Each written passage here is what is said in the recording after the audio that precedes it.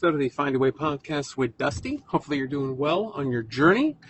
So recently I posted my day 1 versus day 89 kind of running journey, progression, really struggling to just get through 10 feet after surgery. And then now running 10 miles recently, and kind of that evolution of recovery and getting over the mental hurdles. And so I got a comment about running, and I figured I could do multiple parts on just running itself. And I think this is really good, kind of going hand in hand with the move over to the 6 a.m. Run hosted podcast. And that running for me has been something I've done ever since I was about 350 to 375 pounds. I wish I would have waited because it was very heavy on my knees and on my hips.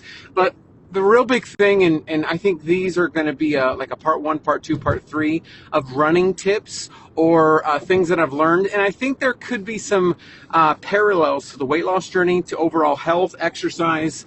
And so I think in general, it might be just a beneficial series. So I'll kind of just go right into the tips or running advice that I would give as someone that was a non-runner that couldn't run at 534 pounds, that could barely walk 500 feet, to now being able to pace half marathons. I've done 2 marathons and plan on doing my 3rd by the end of the year.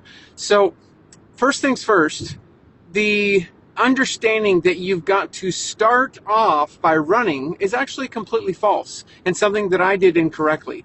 I immediately thought, I want to run, so that means I've got to immediately start running for a consistent amount of distance, or I've got to run my first mile, which is actually completely the opposite.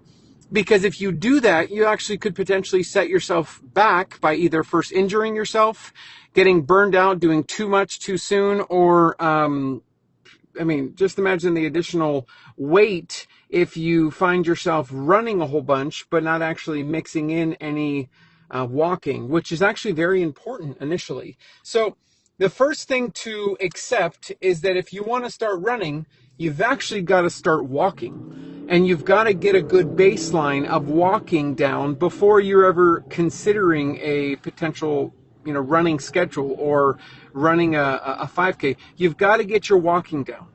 Now, if you have your walking down, you feel comfortable walking, you're in a state that you're like, I can walk around the block, I can walk for 15, 20 minutes, maybe 30 minutes, then I would say you're in a position at that point to say, hey, I can start training for a 5K, or I can start training to start running. And so the transition between I want to run to actually starting to run is first establishing that you're going to need to walk first. You're going to have to establish that. So now we're moving on to, hey, I can walk, then I want to run. This is where the training gets mixed, is that immediately it's the thought that I've got to just start running for a certain period of time and just build over time. You actually don't need to do that. You do need to start with walk, jog intervals. Intervals are going to be the key. Intervals are the key. Intervals are the key. You've got to get into a comfortable interval before consistently running. Here's what that looks like.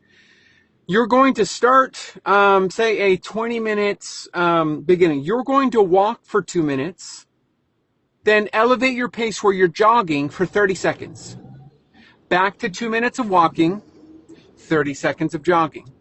You're going to do that for 20 minutes, 30 minutes. It may seem like, I'm just walking, but I want to run. This is where the patience of the journey comes in. Just like when you're starting your nutrition, you're starting your exercise. I should be going to the gym 6 days a week. I should be eating 1,000 calories a day to get to my goal. No, the goal is to long-term be able to conquer the goal of what you want to do, lose weight. That's going to take time, accepting that with the weight loss journey. Well, with running, you're going to have to accept it's going to take time for you to build up your aerobic base. You're going to build up your stamina to last the length that you need to for, say, your first 5K. And so walking 2 minutes, jog 30 seconds. I actually have a 0K to 5K saved on my Instagram stories. I can send that to you. If you send me a DM on Instagram, I could forward it over to you. But that's simply where you need to start. Once you get a good baseline, and that's the first week of that, what you're simply going to do is just reduce your walking and increase your jogging. So here's week 2. 2 minutes of walking, 1 minute of jogging.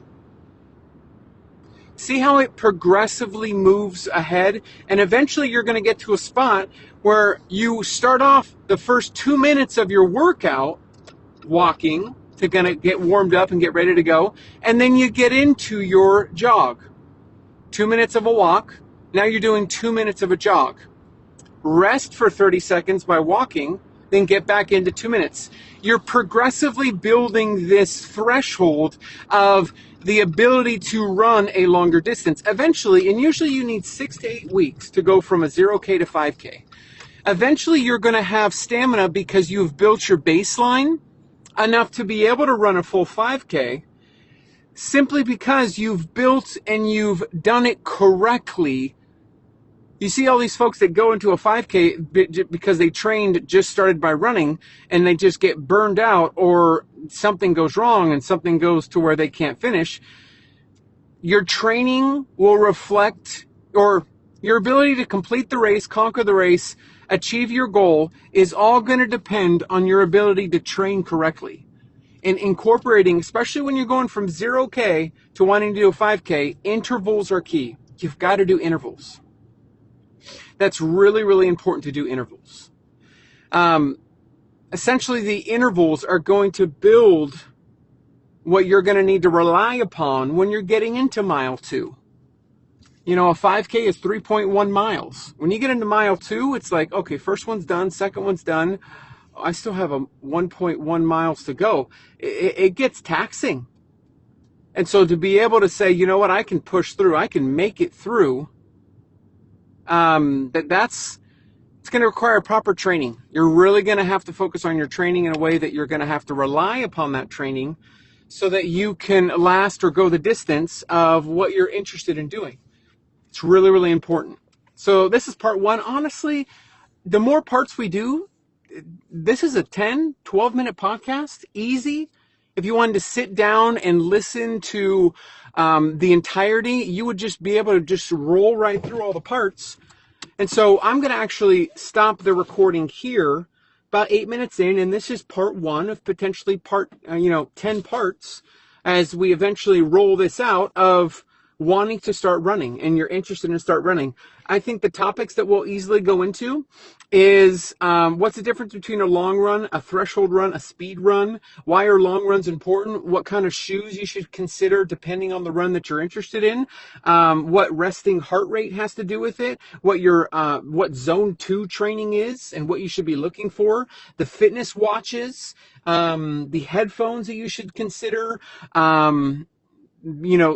the temperature outside, what to wear, when to wear it, mentally what to prepare for, getting mental strength for certain things. I think we can go into anything and everything from beginning to end, from gels. Hey, I want to use gels. When should I use gels? At what interval should I use gels? I think we can go over some really good 10-part series of, hey, I want to run. This is how you start. So, I will conclude this with part 1 of I Want to Run. Part 1 of I Want to Run. Talk to you soon. Find a way.